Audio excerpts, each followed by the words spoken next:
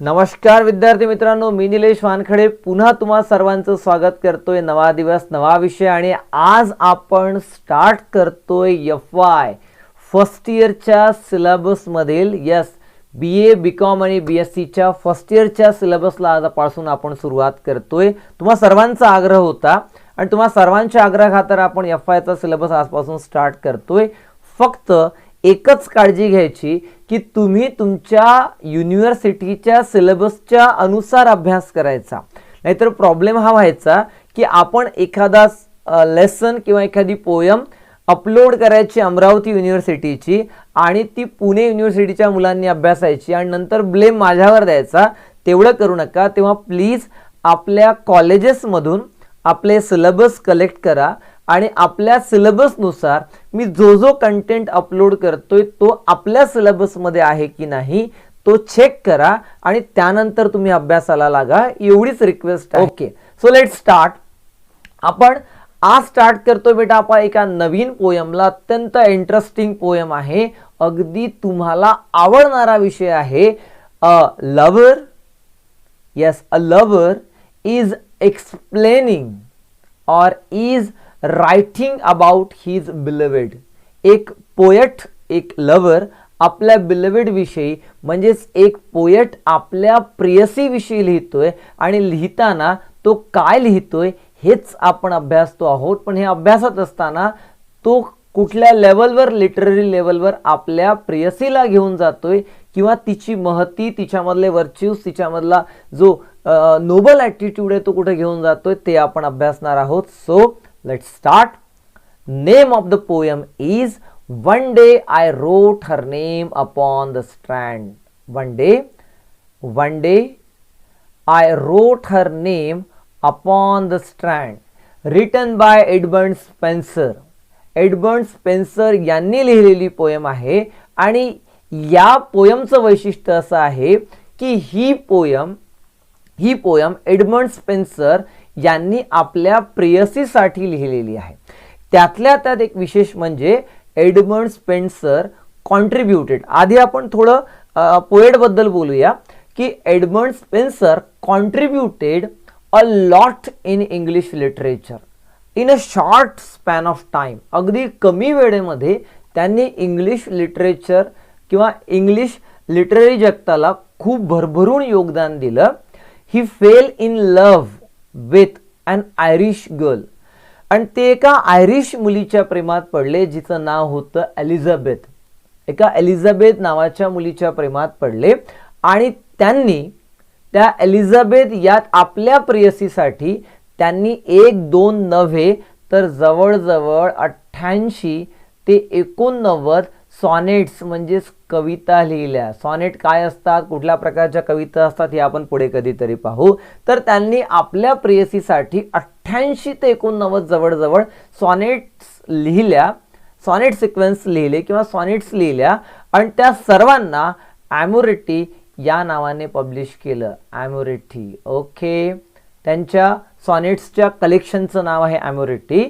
त्यांनी जवळजवळ 88 ते 89 सॉनेट्स लिहिल्या आणि त्या एकत्र त्याच्या कलेक्शनला आपण ॲमोरेटी म्हणतो. आणि त्या ॲमोरेटीमधून आज जी आपण पोयम किंवा जी सॉनेट पाहतोय ती पोयम आहे बेटा 75वी. It is the 75th sonnet of a collection of sonnets Amoretti. त्या कलेक्शन ऑफ सॉनेट्सपैकी ही एक 75वी सॉनेट आहे. ओके, हा झाला म्हणजेच आपण आधी समजून घेतलं पोएट विषयी आणि पोयम विषयी की नेमकी त्या पोयमची हिस्ट्री काय आहे. आणि या पोयममध्ये अगदी पोएट आधीच मी सांगितलं की ह्या जो पूर्ण कलेक्शन आहे ते त्यांनी आपल्या प्रेयसीसाठी म्हणजे एलिझाबेथ बॉयलसाठी लिहिलं. आणि यामध्ये जी आपण पोयम पाहतोय त्या पोयममध्ये एडमंड स्पेन्सर असं म्हणतात की त्यांचं म्हणणं असं आहे की मला माझ्या प्रेयसीचं नाव किंवा मला माझ्या प्रेयसीला अमर करायचं आहे. अगदी शेवटपर्यंत, लास्ट म्हणजे अगदी शेवटपर्यंत तिचं जोपर्यंत हे जग आहे तोपर्यंत तिचं नाव राहावं, ती राहावी असं त्यांना वाटतंय. Means the poem explores the power of poetry to immortalize his subject or its subject. Means with the help of poem he wants to immortalize, त्यांना अमर करायचं आहे, इमोर्टलाइज करायचं आहे. कुणाला?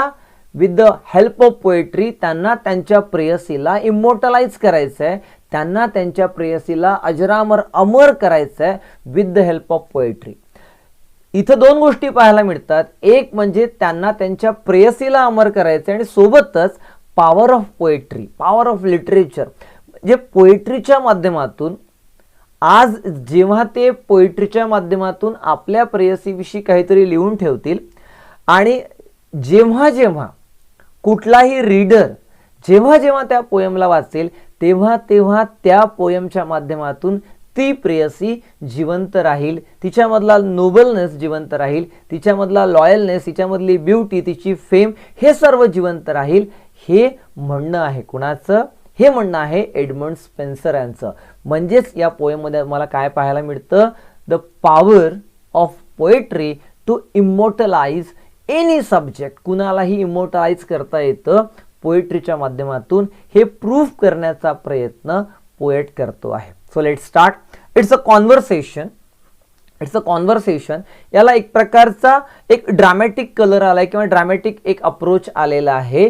It's a little bit conversation की beloved आणि poet किंवा speaker of the poem आणि बिलवेड यांच्यामधलं कॉन्व्हर्सेशन. बघा काय म्हणतात.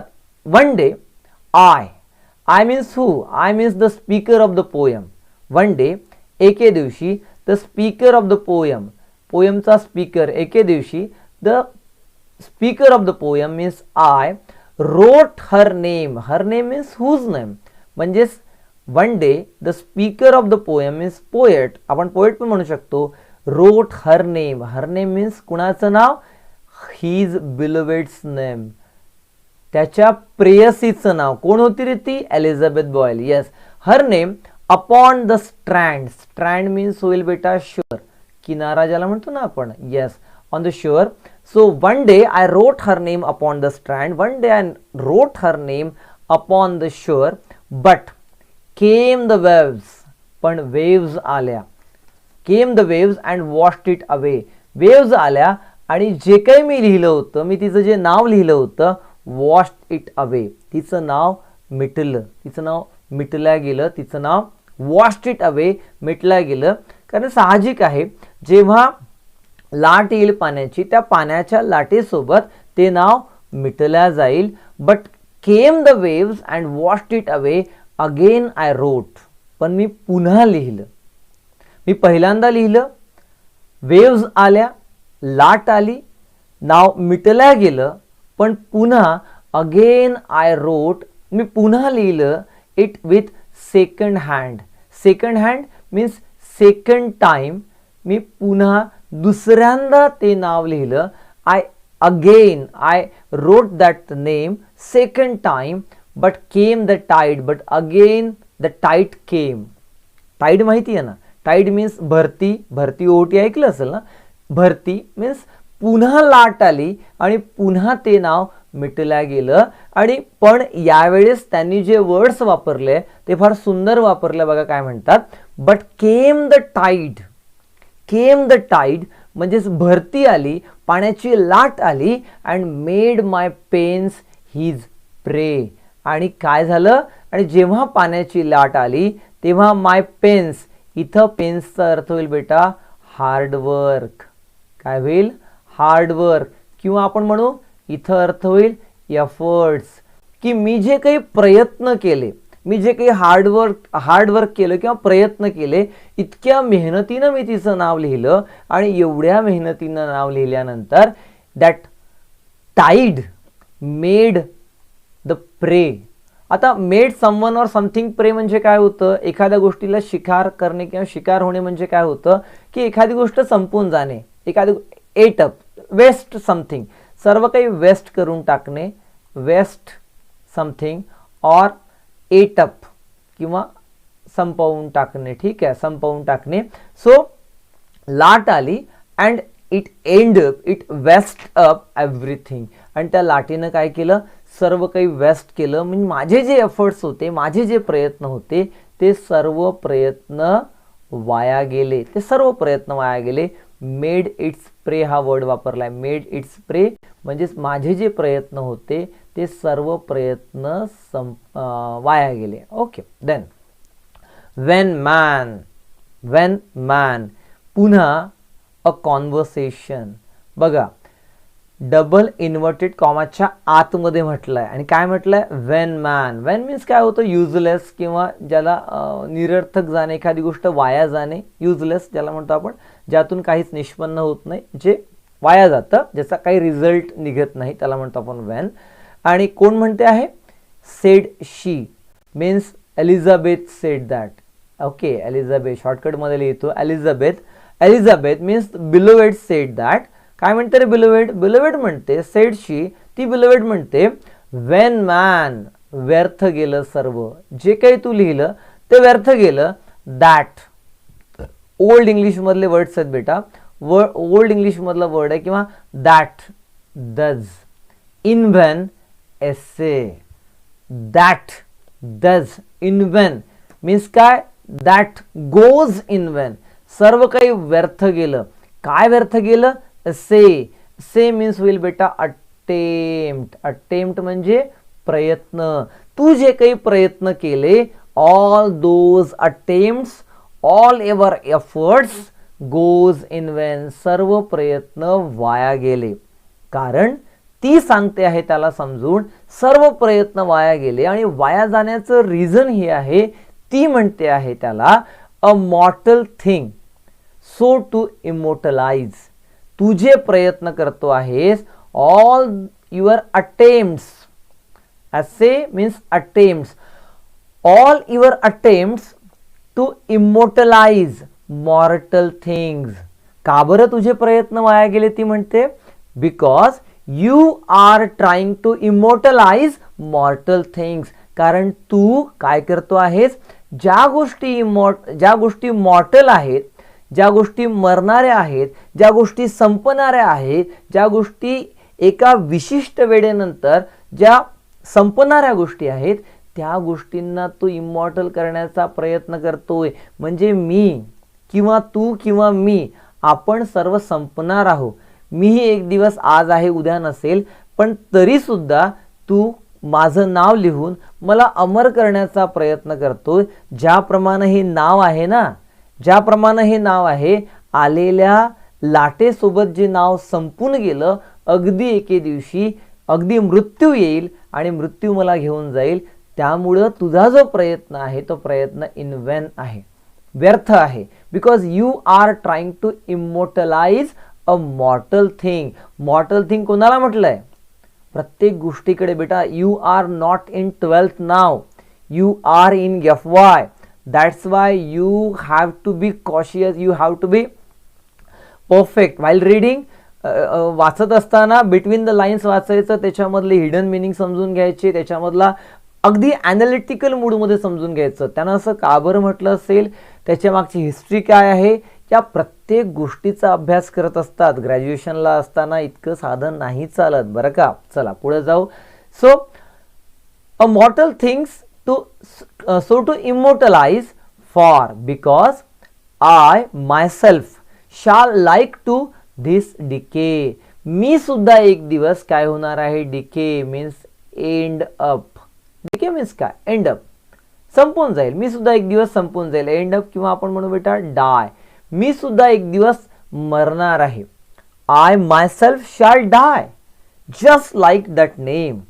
ज्याप्रमाणे ते जे नाव आहे ना, ज्याप्रमाणे just like my name be wiped out like wise. ज्याप्रमाणे just like my name was wiped out by the waves, just like that when death came और when death will come, I will have to leave. मला सुद्धा जावं लागेल. काय म्हणते आहे ती? ती म्हणते आहे की you are doing futile efforts. You are doing those attempts, those efforts which will be in vain. तू असे प्रयत्न करतो आहेस की जे काय होतील? जे इनवेन होतील, जे वाया जातील, ज्याला काही अर्थ नसेल. कारण तू मॉर्टल गोष्टींना इमॉर्टल करण्याचा प्रयत्न करतो आहेस.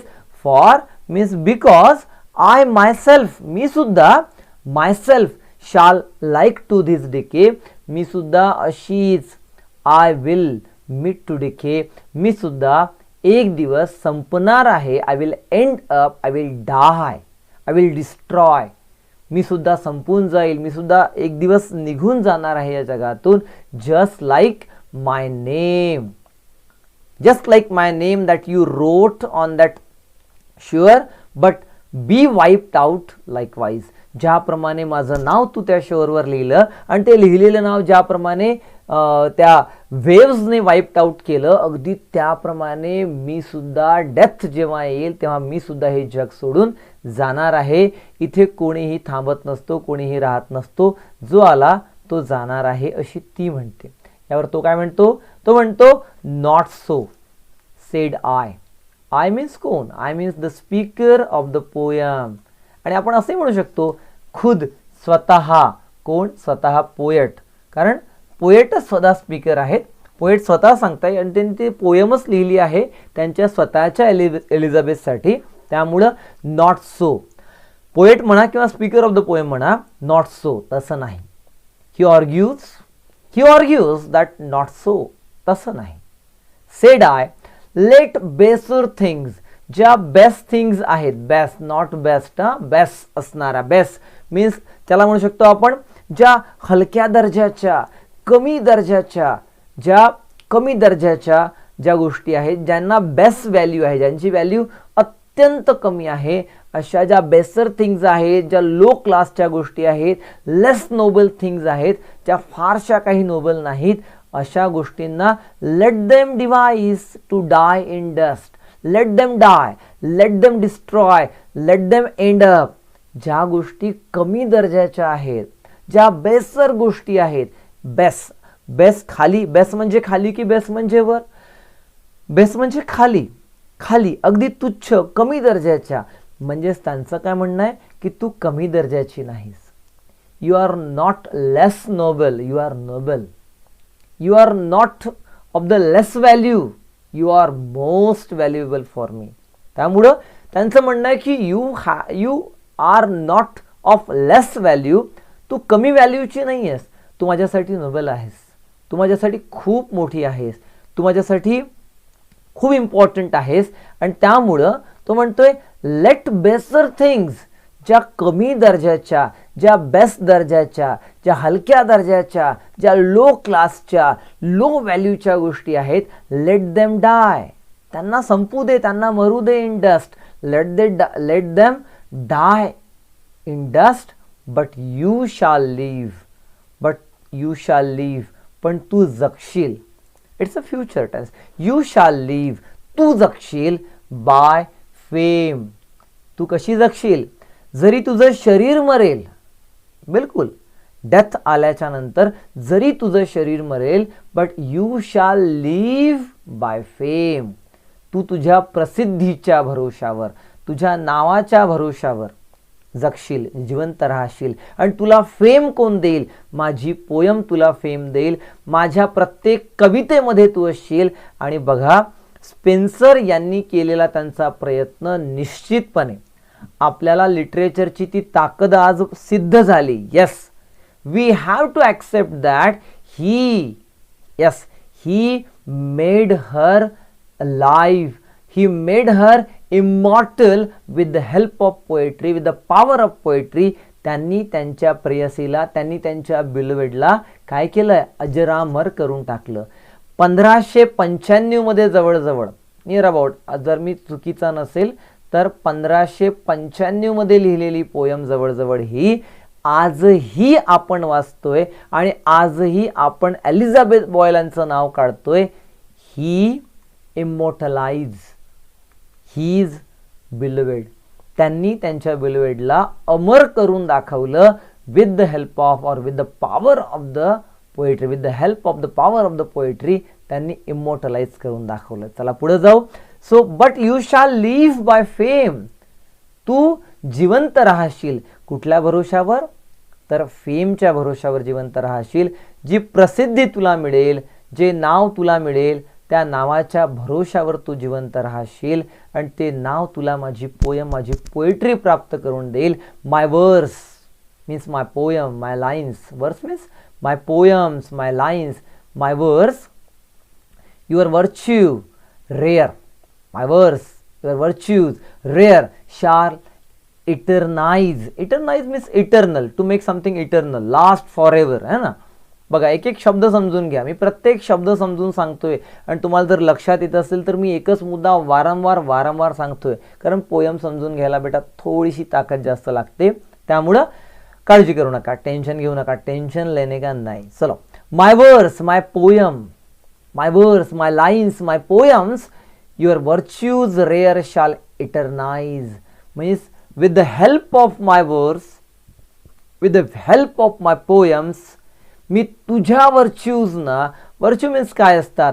तुझ्यामधला जो गुडनेस आहे, तुझ्यामधल्या ज्या क्वालिटीज आहेत, गुड क्वालिटीज आहेत, तुझ्यामधल्या ज्या चांगल्या क्वालिटीज आहेत, तुझ्यामधल्या ज्या चांगल्या चांगल्या गोष्टी आहेत, त्या सर्व your virtues rare shall eternise.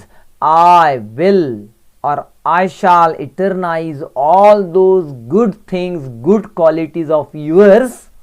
मी तुझ्या गुड क्वालिटीज, चांगल्या क्वालिटीज मी इटरनाइज करणार आहे. मी तुझ्या क्वालिटीजना काय करणार आहे? Your qualities will eternise, your qualities will last forever with the help of my poetry. माझ्या पोएट्रीच्या माध्यमातून माय वर्स, माय पोएम्स विल काय करतील? माझ्या पोएम शाल इटरनाइज, इटरनाइज करतील, अमर करतील तुला तुझ्या व्हर्च्यूज. तुझे जे व्हर्च्यूज आहे, तुझ्यामधल्या ज्या चांगल्या गोष्टी, तुझ्यामधल्या ज्या गुड क्वालिटीज आहे, तुझ्यामधली जी नैतिकता आहे, जे नैतिक मूल्य आहेत, या सर्वांना काय करतील? माझे शब्द, माझ्या कविता तुला अमर करतील. And in the heavens write your glorious name. आणि तुझं जे नाव आहे ते हेवनमध्ये, बिलकुल इन हेवन, त्या हेवनमध्ये, त्या स्वर्गामध्ये write your glorious name. With the help of my poem, मी माझ्या पोयमच्या माध्यमातून तुझं नाव, तुझी फेम, तुझ्यामधल्या व्हॅल्यूज, तुझ्यामधल्या नोबेल गोष्टी, तुझ्यामधल्या चांगल्या क्वालिटीज मी अजरामर करेल आणि अगदी स्वर्गात तुझं नाव लिहेल. व्हेअर व्हेन डेथ शाल ऑल द वर्ल्ड सबड्यूव. सबड्यूचा अर्थ होईल बेटा एखाद्या गोष्टीने आपल्याला हरवणे किंवा एखाद्या गोष्टीने आपल्याला कंट्रोल करणे. बघा, अर्थ समजून घ्या. तसा सबड्यूचा अर्थ वेगळा होतो. सबड्यूचा अर्थ काय होतो बेटा? सबड्यूचा अर्थ, पुन्हा सबड्यूच लिहिलं मी. सबड्यूचा अर्थ काय होतो बेटा? सबड्यूचा अर्थ होतो की एखाद्या गोष्टीने तुम्हाला कंट्रोल करणे किंवा एखाद्या गोष्टीने तुम्हाला डिफीट करणे, हरवणे. ठीक आहे. इथं काय अर्थ होतो की इथं मृत्यू येणे. इथं अर्थ होईल की मृत्यू येणे. वेअर व्हेन डेथ शाल ऑल द वर्ल्ड सबड्यूव, म्हणजेच जेव्हा संपूर्ण जग संपून जाईल, जगातल्या प्रत्येकाला जेव्हा मृत्यू येईल, जगातल्या प्रत्येकाला, आपण जो इथे आहोत त्या प्रत्येकाला जेव्हा इथं मृत्यू येईल, आर लव्ह, आपलं प्रेम, शाल लिव्ह, आपलं प्रेम अमर होऊन जाईल. जेव्हा प्रत्येकाला इथं असणाऱ्या ईच अँड एव्हरीवन, इथचा प्रत्येक जण ज्याला इथं मृत्यू येईल, पण शेवटी, सगळ्यात शेवटी आर लव्ह शॅल लिव्ह, आपलं प्रेम जिवंत असेल. Our love shall live and later life renew. आणि नंतर सुद्धा जेव्हा जेव्हा लाईफ इथं असेल, जी लोक इथं येतील, म्हणजेच ही सर्व लोक संपल्यानंतरही जेव्हा नवीन पिढी येईल, म्हणजेच येणारी each and every upcoming generation, whenever every generation after generation, every upcoming generation, whenever that generation will read my poems, the poems of mine, whenever that generation read, you will be remembered. You will be remembered, and with the help of my poetry, I am going to immortalize you. काय म्हणतो poet म्हणतोय की या जगात जेव्हा जेव्हा हे संपूर्ण जग संपून जाईल मीन्स ही पूर्ण पिढी संपून जाईल, हे सर्व लोक संपून जातील, पण लेटर लाईफ, पण नंतर जेव्हा ही जी अपकमिंग जनरेशन येईल, जेव्हा कधी अपकमिंग जनरेशन येईल म्हणजे येणारी जी पुढची पिढी येईल, मग कितीही पिढ्या का येऊ ना, जी पुढची पिढी येईल ती पिढी त्या प्रत्येक पिढीमध्ये तुझं नाव रिन्यू होत राहील, त्या प्रत्येक पिढीमध्ये तुझं नाव रिन्यू होत राहील. सो या पद्धतीनं माझ्या पोएट्रीच्या माध्यमातून मी तुला इमोर्टलाइज करत आहे, मी तुला अमर करत आहे, असं पोएट आपल्या बेल्वेटसाठी लिहितात. आपल्या ॲम्युरेटी या कलेक्शन ऑफ पोएट्रीमध्ये ज्या 88 ते 89 सॉनेट्स आहेत, जवळजवळ 88 आहेत, काही ठिकाणी मला रेफरन्सेसमध्ये 89 मिळालं, त्यामुळे मी कन्फ्यूज आहे थोडासा. 88 ते 89 सॉनेट्स आहे आणि त्यापैकी 75वी सॉनेट आहे बेटा ही. ओके. तर अशा प्रकारे आता पाहूया की नेमकं या सॉनेटमध्ये, या पोयममध्ये नेमकी हे काय आहे, काय म्हणतो आपण त्याला, राईम स्कीम काय आहे. तर यामध्ये तुम्हाला पाहायला मिळेल राईम स्कीम कशी ओळखायची, काय ओळखायची. जर यामध्ये कन्फ्युजन असेल तर तेही आपल्याला नंतर पाहता येईल. तर राईम स्कीम समजून घ्यायची. यामध्ये 1 minute, let me scroll down. Okay, चला. यामध्ये काय राईम स्कीम आहे बेटा बघा. ए, देन बी, देन पुन्हा स्ट्रँड अँड हँड ए, आणि पुन्हा बी, अवे आणि प्रे. ठीक आहे. त्यानंतर that assay is just like away, means पुन्हा बी.